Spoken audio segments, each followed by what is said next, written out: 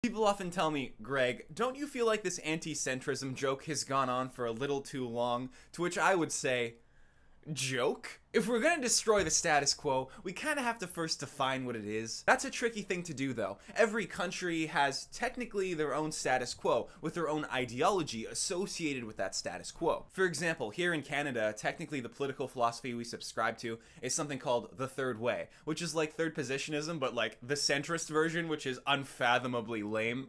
It's the attempt to reconcile left-wing and right-wing political positions, and you're like, ooh, interesting, tell me more, and then it says center-left and center-right-wing political positions, and you're like, why am I Canadian? But like I said, every single country has its own status quo to rebel against. An anti-centrist in one country might be slightly less of an anti-centrist in another country. For example, in China, the political ideology that is the status quo is socialism with Chinese characteristics. And if you lived in the States, then the status quo would be enough of these normie takes.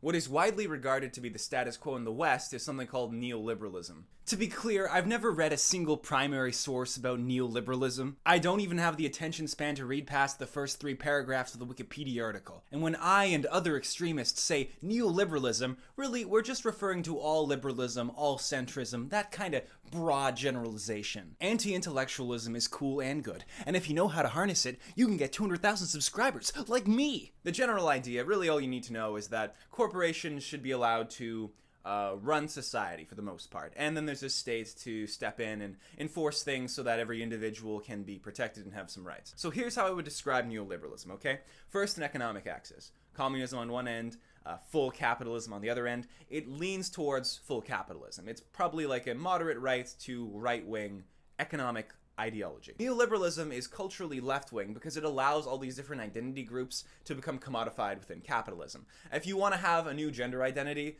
capitalism is basically okay with that as long as it can sell you a nice little new gender identity pin. Neoliberalism, of course, also has a state. It uses that state to reinforce individuals' rights, but mainly the state is there, again, because everything is revolving around the economically right-wing nature of the ideology.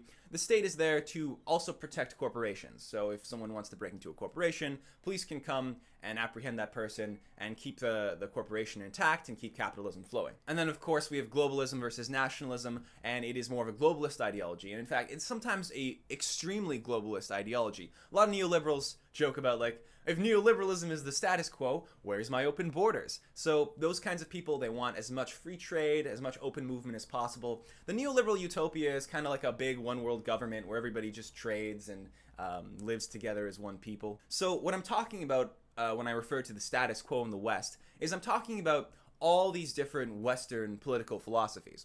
And when I'm talking about all these different Western political philosophies, the general term that people use to refer to all of them is neoliberalism. That means that every centrist ideology is referred to as being neoliberal, which doesn't really make any sense. So this brings us to the question, are neoliberals centrists? Well, centrism is very nebulous as a term, but if we're going to be describing centrism as dead centrism, which is to say in the center of every political spectrum, we would have a layout sort of like this.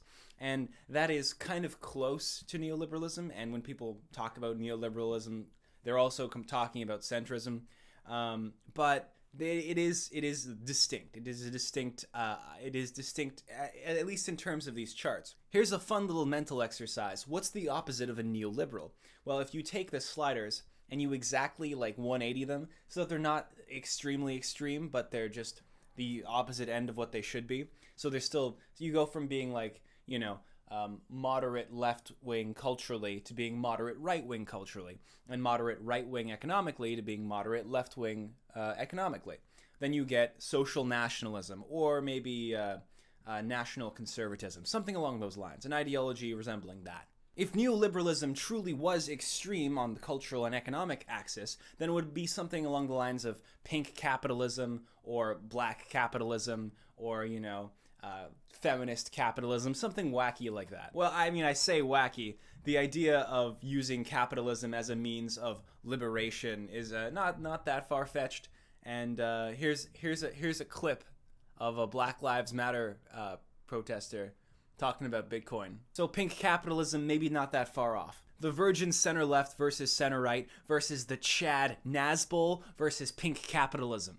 I'll be honest, the only reason I'm referring to the status quo as neoliberalism is because it's a fun, catchy term that everybody's using nowadays. Neoliberalism, neoliberalism, neoliberalism. Does anybody actually know what it means? Does anybody really know what it means? No. I mean, no one's specifically read the primary sources that define what neoliberalism is. No one wants to pour through all that information. All of our knowledge collectively comes from YouTube videos because none of us have the attention span to actually read a book. We don't even have the attention span to read Wikipedia. I mean, are you going to read Wikipedia? Go ahead. No, read the whole Wikipedia article. Tell me about neoliberalism. By the way, the reason facts don't matter anymore is because people have certain axiomatic beliefs that are unbudging, and people aren't going to budge on those beliefs, so that no matter what new information comes, those axiomatic beliefs will never change. And certain people have axiomatic beliefs that directly contradict each other, and that's why there's going to be a war within your lifetime. But here's the thing. People don't use the word neoliberalism to just refer to this exact set of political beliefs. Sometimes they use it to refer to everything that is even similar to this exact set of political beliefs. For example, people are also talking about social democrats and neoconservatives when they're talking about neoliberals, for the most part. Now, the great thing about neoliberalism is that nobody knows what the fuck it means. I just made these spectrums up based off of the comments that I read on Our Neoliberal. When a conservative dunks on a neoliberal, they think it's because they're talking about regular liberals, by which they mean progressives, because the conservative is socially conservative. But to a leftist, a conservative is a liberal, and to a conservative, a leftist is a liberal, and nobody knows what the fuck they're talking about. Everybody's just using different terms and can't agree on what anything means, and the last bastion of the attempt to create an objective reality died with the news industry, and now we're just making shit up. The only solution to this problem is to watch more Dreg videos. But anyway, the point is, most of the countries in the West operate off of a neoliberal framework, which is personal property is protected, capitalism essentially runs society. But what's important to note here is that neoliberalism isn't exactly extreme. It's not a completely capitalist society. You can't literally sell anything. There are restrictions that are put in place to protect the individual's rights, and it's not a completely culturally left-wing society either. People on the far left will say neoliberalism still has institutionalized racism, heteronormativity, etc., etc., etc. Okay, so now we've defined neoliberalism. It's defined by these four spectrums here, at least according to me, and none of those spectrums are very extreme in either direction, except maybe globalism. Now you may say, Dreg, how am I alone on my keyboard going to destroy neoliberalism? It sounds like you're selling me some grand narrative to indoctrinate me into a cult of some kind. But listen up, buddy. You alone on your keyboard are not going to destroy neoliberalism. We alone on our keyboard are going to destroy neoliberalism. In order to destroy neoliberalism, we're going to have to do a joint attack. We're going to have to attack from the far left and the far right simultaneously. Otherwise, extremists will keep bickering against each other and fighting each other while the status quo reinforces itself indefinitely. But it's not just attacks from the far left and right. We also need attacks from the far forward, the far backwards, the far up, and the far down. We are going to need attacks from axes that you don't even know exist yet. Avenues of acceleration have avenues to attack neoliberalism from. Antinatalists and natalists alike can find directions to attack neoliberalism from. It doesn't matter your political ideology. As long as you're not a neoliberal yourself, you can attack neoliberalism. So let's begin. 1. Attacks from the left. The most effective leftist critique of neoliberalism is the critique against capitalism. Bring attention to the people that capitalism leaves behind. Homeless people. People that work minimum wage and get hopelessly stuck in debt. People who the social safety net has failed. The rampant destruction of the environment. And the people that capitalism has turned into greedy monsters. You can also attack neoliberalism from the cultural left. Now, you can do this by both attacking capitalism by saying that capitalism is a racist system, or you can attack the superficial nature of neoliberalism being culturally left, which is to say,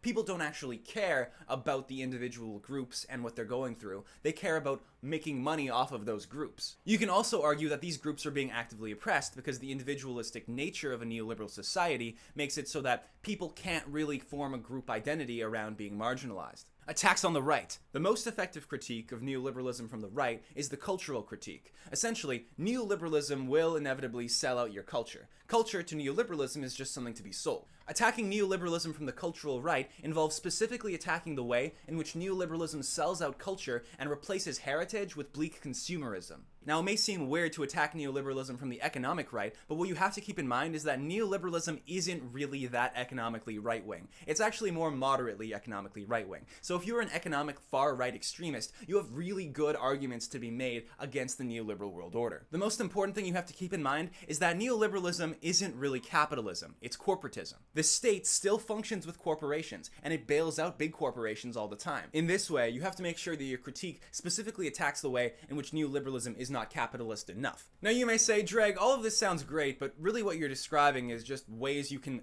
ideologically attack something. And ideologically attacking an ideology might be cool and all, but it's not actually going to do anything. You're not going to change anything by saying some words. To which I would say, you're probably wrong about that. Neoliberalism isn't the status quo because there's some, like, grand, omnipresent force controlling everybody's mind to, like, make them all believe the same thing. It's because neoliberalism works for most people, or at least has been working for most people. And it's been working for so long that when it starts to fail in some ways, people don't really understand the ways that it's failing, and they just keep believing what they've always believed. Eventually, this world order will end and be replaced with a new one. I don't know exactly how. It could be through a catastrophic war. It could be through some gradual reforms. But either way, you want to make sure that it's going in a direction that we can feel okay about. And if you want to move the world in a good direction, then you probably should have a good ideological framework so that you can push the status quo towards that framework. We live in a post-truth society where emotional appeal has become more important than actual facts, and for some reason, deep within me, I find a great joy in that knowledge. It's not just a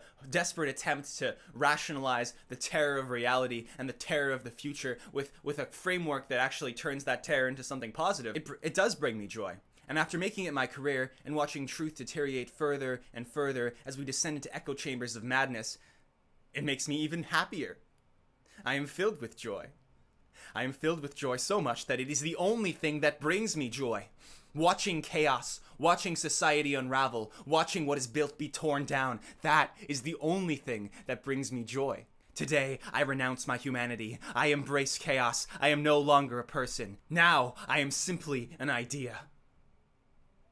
Oh, whoops, I actually misread the description of neoliberalism. See, neoliberalism is actually anything I don't like. The more I dislike it, the more neoliberal it is. Great. In fact, let me use it in a sentence for you. Ah, dang, I stubbed my toe. Fucking neoliberalism.